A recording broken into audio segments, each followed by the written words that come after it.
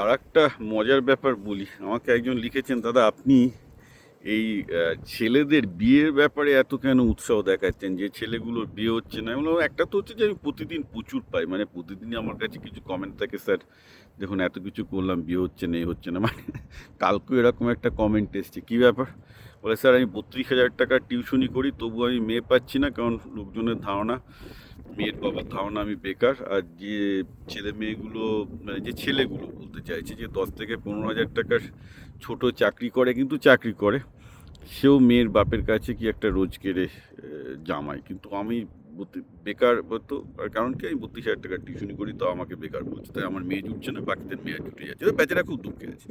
একটা মজার গল্প বলি, গল্পটা এটা কালকেই আমি পেয়েছি। আচ্ছা, মজার গল্পটা হলো এই যে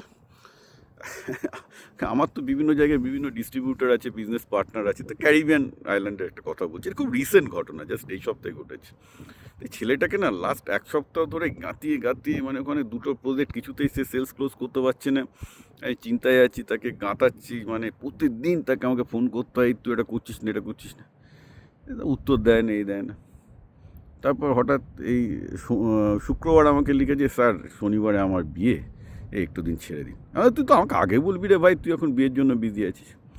তারপরে এই কালকে সোমবার শুরু হয়েছে, কালকে দেখছি সে তেড়ে ফুড়ে, আমি যাকে কল করে পাই না সে আমাকে কল করছে, স্যার এই করেছি ওই করেছি, কী করতে হয় বলুন।